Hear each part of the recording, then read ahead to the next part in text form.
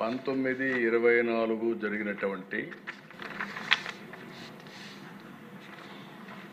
Humiliation, జైలుకు పోయిన వాళ్ళు, తప్పుడు కేసులు పెట్టించుకున్న వాళ్ళు, రాష్ట్రాన్ని వదిలిపెట్టిపోయిన వాళ్ళు ఒక్కరు కాదు అధ్యక్ష. ప్రజాస్వామ్యాన్ని కాపాడాలి అని మాట్లాడిన వాళ్ళందరూ కూడా బాధితులే. ఈరోజు ఇక్కడ స్పీకర్ గారు ఉన్నారు. ఆయన్నైతే నాకు బాగా జ్ఞాపకం, అయ్యన్న పాత్రుడు గారిని. కడాన ఆయన పైన పెట్టిన కేసు అటెంప్ట్ టు రేప్. ఈ వయసులో ఆయన పైన that is the treatment.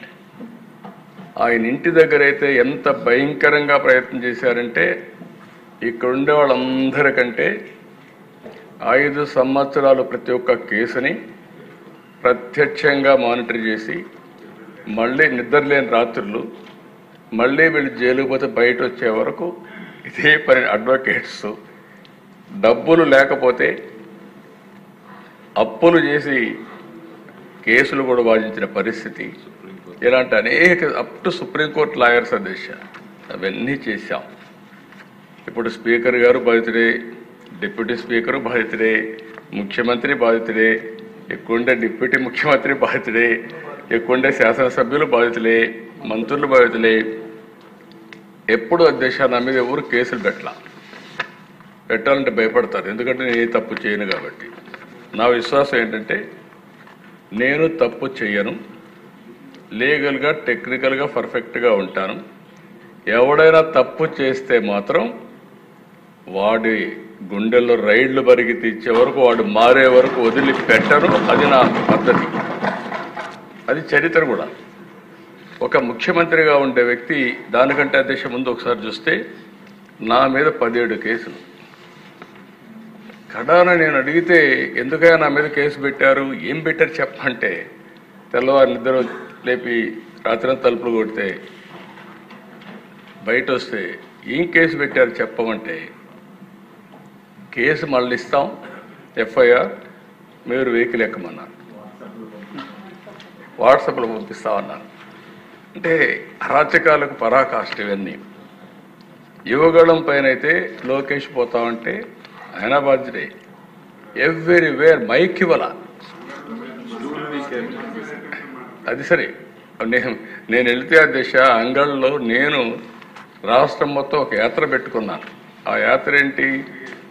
Irrigation projects అన్నిటినీ మీరు నిర్లక్ష్యం చేశారు, పవర్ పాయింట్ ప్రజెంటేషన్ చేసి నేను చేస్తా వస్తే, ఎగ్జాక్ట్గా పొంగునూరు కాన్స్టిట్యున్సీ కంటే ముందు తంబళ్లపల్లి కాన్స్టిట్యున్సీలో వాళ్ళు చేసిన తప్పుడు పనులు, తప్పుడు బిల్లు, వర్క్స్ అన్ని విజిట్ చేసి వస్తూ ఉంటే, దారిని వస్తూ ఉంటే నా మీద దాడి చేసి, మా వాళ్ళ పైన దాడి చేసి తిరిగి నా పైన కేసులు పెట్టారు. ఎక్కువండే రామప్రసాద్ రెడ్డి ఉన్నాడు, కిషోర్ కుమార్ ఉన్నాడు, వీళ్ళందరూ ఉన్నారు దేశాలు నాతోనే ఉన్నారు.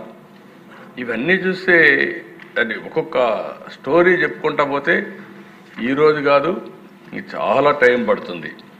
యువగళం పైన అయితే 12 కేసులు పెట్టారు. అనపర్తిలో కూడా తమరు నడిచెళ్ళారు. అనపర్తిలో నన్ను నిలిపేస్తే, అనపర్తి వరకు నడిచి వస్తే మళ్ళా కేసులు పెట్టారు. దానిపై కూడా కేసులు పెట్టారు. 12 కిలోమీటర్లు నడిచి వచ్చా. అక్కడ కరెంట్ తీస్తే మళ్ళీ సెల్ ఫోన్లు వెలుగులో మీటింగ్ చేశారు. అక్కడ అది కూడా కరెంట్ అంతా కట్ చేస్తే సెల్ ఫోన్ వెలుగులు పెట్టి ఇక్కడే ఉన్నాడు మన రామకృష్ణారెడ్డి. అలాంటి సంఘటనలు అన్నీ జరిగాయి అధ్యక్ష. అచ్చెన్నాయుడు నేను చూసి ఆ రోజు ఆయన ఫైల్స్ ఆపరేషన్ చేసుకున్నాడు. అక్కడి నుంచి తీసుకొచ్చి ఇంత దూరం అంటే అంత దూరం తీసుకొచ్చి ఆయన ఎన్ని హెరాస్ చేయాలో చేసి, ఆ కేసు ఏంటి, ఏమి ఒక లెటర్ ఇచ్చాడనో ఏదో ఒకటి పెట్టేసి ఆయన హెరాస్ చేసే పరిస్థితికి వచ్చారు. కొల్లు రవీంద్ర ఎవరో చనిపోతే ఈయన పిఏ ఆయనతో మాట్లాడాడు కాబట్టి ఈయన అటెంప్ట్ మర్డర్ కేసులో ఈయన వచ్చేసాడు.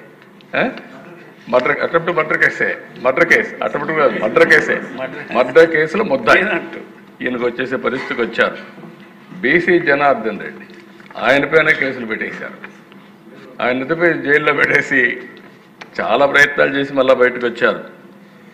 అప్పుడప్పుడు ప్రెస్ కాన్ఫరెన్స్ పెట్టి సాక్ష్యాలని చెప్తున్నాడని ధూళిపాళ నరేంద్ర పైన అయితే కేసులు పెట్టి ఇష్టానుసారంగా బయట రానివ్వకుండా చేసే పరిస్థితికి వచ్చారు. జేసీ ప్రభాకర్ రెడ్డి పైన 66 కేసులు, కార్యకర్తలపైన 2560 కేసులు, పులివర్తి నాని పైన 31 కేసులు, చింతమనేని ప్రభాకర్ పైన 48 కేసులు, నిమ్మల రామానాయుడు ఎవరి దగ్గరికి పోడు, ఆ బ్యాగ్ వేసుకొని కరోనా రోజుల్లో కూడా ఇప్పుడు కూడా పెళ్లి రోజు కూడా ఎల్లో షర్ట్ వేసుకొని చాలా సింపుల్గా అలాంటి వ్యక్తి పైన 20 కేసులు పెట్టారు.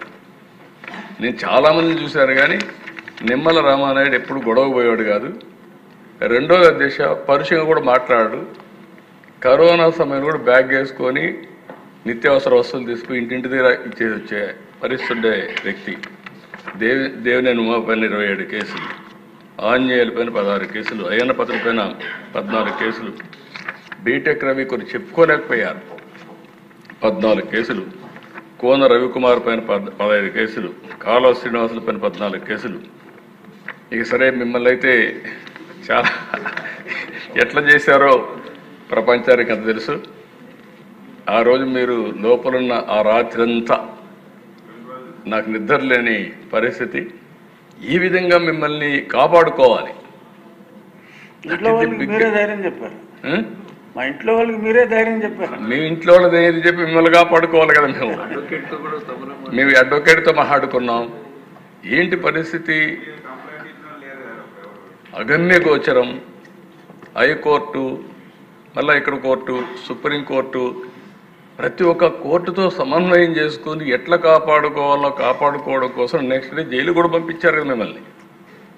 కొట్టిన తర్వాత కూడా జైలుకి పంపించేసి మళ్ళీ అప్పుడు రాకపోతే ఆ జైల్లోనే ఏదో చేసి అనుకుంటే పెద్ద ప్రయత్నాలు చేసి అక్కడి నుంచే కదా మీకు సాయంత్రానికి మీకు ఆర్డర్స్ తెప్పించి హైదరాబాద్ మిలిటరీ హాస్పిటల్ పంపించి అక్కడ చెక్ చేస్తే మొత్తం వాస్తవాలన్నీ బయట పెట్టి అక్కడి నుంచి మీకు బెయిల్ ఇచ్చే పరిస్థితి, బయట వచ్చే పరిస్థితికి వచ్చారు. అది ఒక భయంకరమైనటువంటి పరిస్థితులు. ఒక్కొక్కరినైతే జేసీ ప్రభాకర్ని 45 సార్లు అరెస్ట్ చేశారు. చింతమనేని ప్రభాకర్ని 15 సార్లు అరెస్ట్ చేశారు. అచ్చెన్నాయుడిని అరెస్ట్ చేశారు. కొల్లు రవీంద్ర, బీసీ జనార్దన్ రెడ్డి, ఉమా, ధూళిపాళ అందరినీ. అంటే ఇక్కడ మనం సభ్యులుగా అర్థం చేసుకోవాల్సింది కొన్ని ఇండస్ట్రీస్ కూడా ఒక పక్క రాష్ట్రంలో మీ మీద కడాన మీరు చూస్తే ఎంత భయంకరంగా జరిగాయంటే రాజధాని అమరావతి రైతులు మహిళా రైతులు ఎన్ని అసభ్యకరమైన కేసుల దేశ కడాన డ్రోన్స్ ఎగరేసారు వాళ్ళ బాత్రూముల పైన. దానికంటే భయంకరమైన సంఘటన ఒకటి ఉండదు. అలాంటి సంఘటనలు చూసాం. వాళ్ళు న్యాయస్థానం టు దేవస్థానం ఒక ప్రోగ్రాం పెట్టుకుంటే ఆ ప్రోగ్రాం జరగనీయకుండా చేయడం కోసం ఎక్కడ చూసినా అటాక్ చేసి నడి రోడ్లో కూర్చొని భోంచేశారు. చిన్న చిన్న సత్రాలు కానీ కమ్యూనిటీ హాల్స్ కానీ మ్యారేజ్ హాల్స్ ఇవ్వకపోతే రోడ్డు మీద మట్టిలో కూర్చొని భోంచేసిన సందర్భాలు అవన్నీ. వాళ్ళు ఈ పక్కన శ్రీకాకుళం వరకు యాత్ర పోవాలనుకుంటే పోనీయకుండా east Godavari, west Godavari, east Godavari